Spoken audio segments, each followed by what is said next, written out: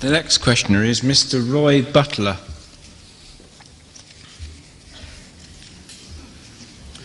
think you've got three here. Which one do you prefer? Okay. Good evening, sir. Good evening. Ray Butler. I'm a teacher and a Christian. I'd like to ask about the sensitive issue of religious education. The teaching of religious education in British state schools aims to educate pupils about all world faiths with the hope of producing a tolerant, multi-faith society based on mutual respect. That's the hope. In the light of this, do you consider the recent request of a school here in Birmingham for purely Islamic religious education, that's what I believe, in a devotional manner, a step forward or a step back? Thank you. I understand. Please take your seat. You see, I have very clear views on this and very unpopular views regarding the reaction of the other Muslims who do not belong to my community. You see, I think it's simply a question of Muslims or Hindus or Christians or whatever they be. It's a simple question of a sane policy which should be national, which should be based on justice, and which should be applicable in all its detail once the principles are accepted.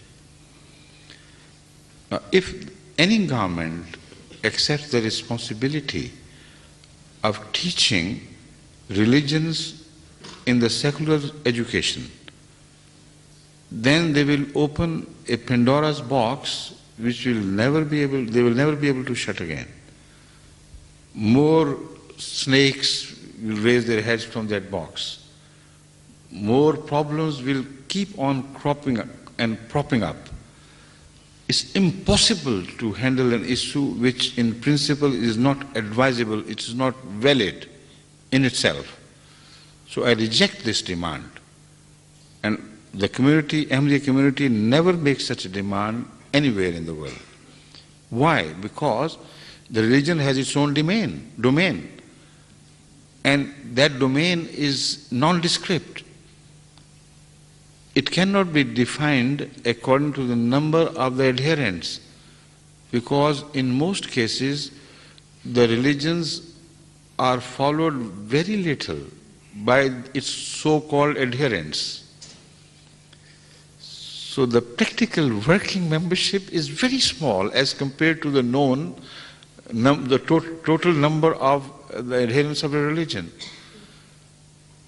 And then there are denominations within that religion which split their ideology into smaller parts and segments and scenes.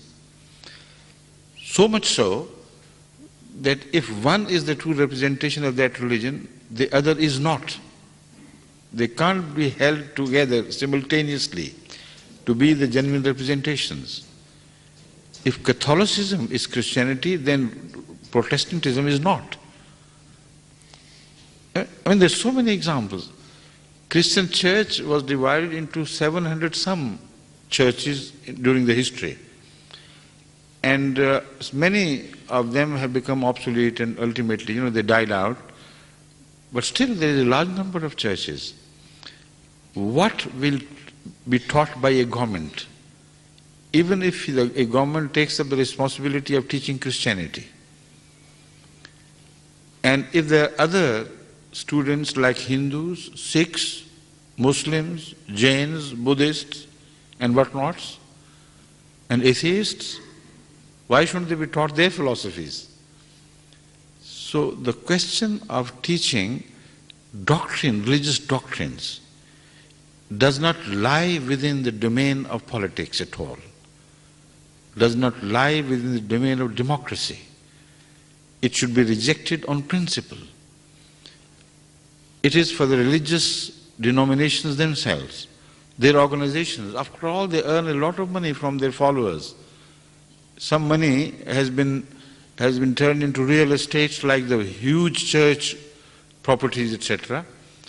And some are year-to-year earnings, like many Muslims here go for, with a ball in their hands, go for financial sacrifices for a good cause. But they are quite rich and they can manage things for themselves. Why shouldn't they take care of their own ideology? Why should any government take interest in their ideology at all, when it is not even practicable for that government to take interest in the ideology of the largest number of its citizens, Christians? When they themselves are nondescript, nobody knows how many are real Christians and how many are nominal. So this is an issue which is absolutely impossible to accept in principle, and even if you accept it, it is impossible to be implemented. It will create problems far greater than it can resolve. Now, once the government accepts this and starts making curriculums for Muslim religious teaching in the domain of ideologies and doctrines, the immediate reaction of certain sects would be that you have not represented us properly. You have taken this information from our enemies, and you have not allotted us enough place in that book. And other sects would rise and say, you have not represented us. So it will be a rigmarole of problems which can never be resolved. Hatred will be generated, of course. All your educational houses and schools and seats will become the seats of hatred mongering in the name of religion, in the name of God. So even if you are impressed by the potential of a protest by a community, if they are not, their demand is not accepted, it will be good riddance if you face it now, here, and have done with it forever. If you accept that demand, there will be no running away from it afterwards. What is far more essential is the moral teachings of religions. It is that which is lacking.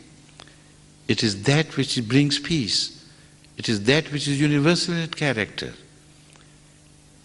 Even if you introduce Christian morality to the degree that it is understood by some scriptures, if you are stricken on one cheek, offer the other, no sane man can take exception to that. Why do you have done that? It is good. It is more sacrificial. So moral teaching of all religions is universally acceptable, because here the criterion is conscience. So I insist that moral teachings should be introduced because we need them so much. You may not have to give them any title, Christian, Muslim, Hindu. Rest assured that moral teaching will be accepted by all people, whichever religious denomination they belong to. Because the moral teaching of the religions is the only area of religious teaching which remains unanimously accepted, universally accepted. So go for that. That is what we need. That will bring peace. And that's what we need. Thank you.